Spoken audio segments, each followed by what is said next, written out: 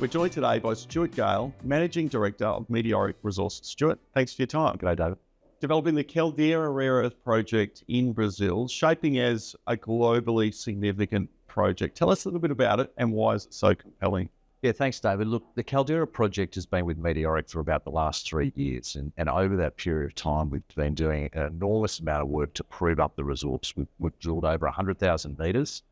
We've developed a really fantastic understanding of the geology of the project and the metallurgical recovery of the project. Because, you know, you can have grade, but maybe you haven't got recovery, or you can have some recoveries, but you don't have the grade. And what the team at Caldera have been able to do is to bring both of those things together. So in terms of the resource, it's got an enormous resource, and even more importantly, it's got a fantastic reserve.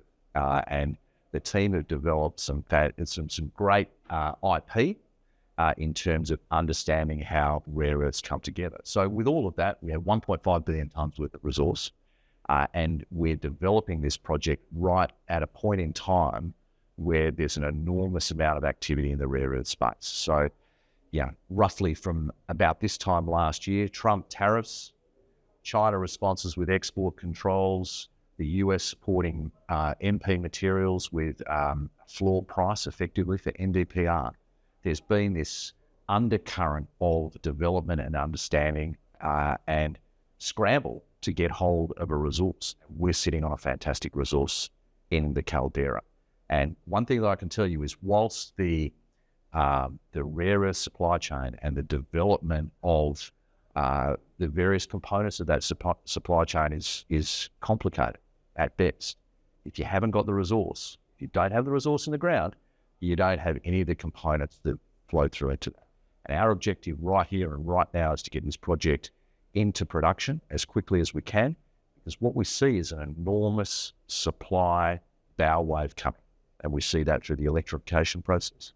We see it through EVs, we see it through AI and data centers, and we see it through this robotics development that is only going to continue to grow and grow and grow. They all need Nd, Fe, boron magnetics, permanent magnets, high performance magnets for it to work. We're at the starting point of that supply chain. And importantly, from a resource point of view, as you mentioned, is significant, globally significant resource, but it is also hosted in high-grade ionic rare earth clays near or at surface. How important is that? It's really important, right? So all resources projects, you have to have the grade. And as I mentioned, you have to have the recoveries.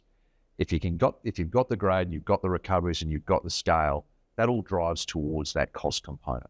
So what we've got is a project that's going to deliver a bit over 4,000 tonnes of NdPr, which is around about 5 or 6% of global demand based on Project Blue analysis that we've got. And even more importantly is we've got the heavy magnetic rare earths, terbium and dysprosium, and that's around about 5% as well of the current outlook. So when you've got that in quantity and you've got a very simple process, which is what we have, it's free dig, clays, no crush and screen, well, no drill and blast first, no crush and screen, no crack and leach. We simply wash this clay in ammonium sulfate, recover the rare earths, and we take that rare earths and turn it into a carbonate. Very, very simple process. And we're proving that process up, and we're generating some great rare earths through the pilot plant, which we've recently commissioned. So what it all means is that we've got great supply at something that's going to have a low capital intensity and a low ongoing operating cost, because the strip ratio is low, the simplicity of the process flows, and the simplicity of actually making it into a product, as well as great infrastructure. Hydropower, solar power, 100%. We're in a brownfields mining area. It's 250 kilometres to the port of Santos. The infrastructure all exists. So we're sitting in a fantastic location with a great resource. And what does the development pathway for this project look like? Yeah, that's right.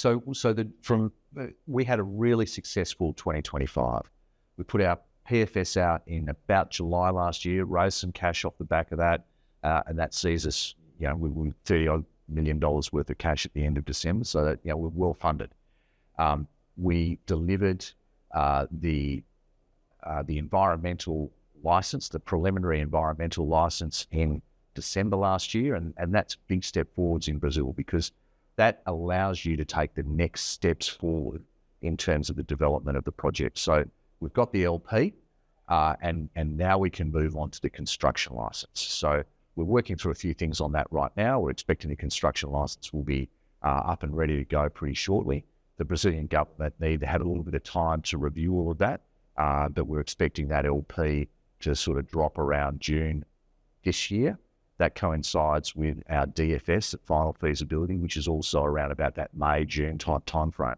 So we've got the DFS, we get the license, we need to put a funding solution together, and then we're at FID. So that's roughly the pipeline that we're looking at, and it's probably a couple of years to build the facility that'll deliver those rare earths that we spoke about earlier.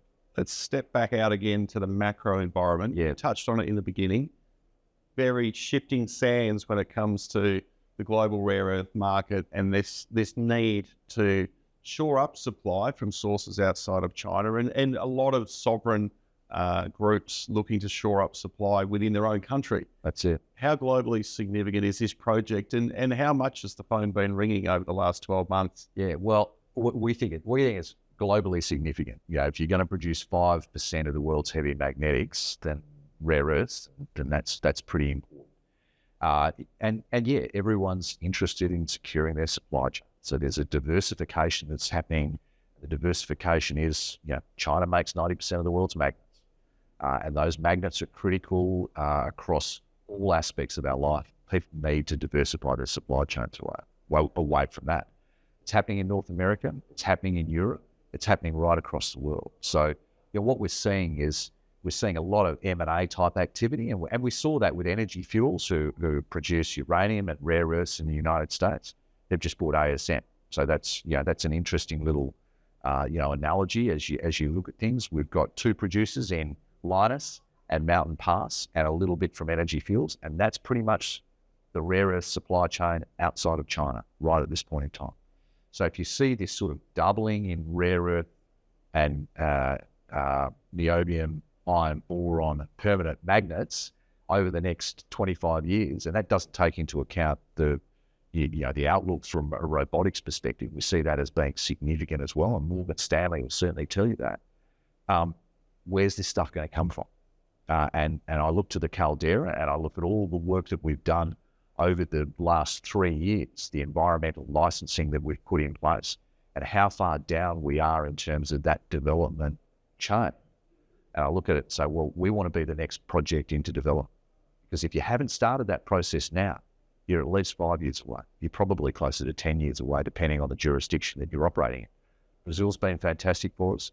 They're helping us to move forward through that licensing and approvals process as quickly as we possibly can. So we're very appreciative of the support that we've had on that. But all it says is that we need to be the next project into development. That's what we're working on. If you've got the scale, you've got the metallurgy, and the timing couldn't be better as the rare earth race intensifies. We look forward to following the news flow of Meteoric with interest. Stuart, thanks for your time. Thanks, David. Appreciate it.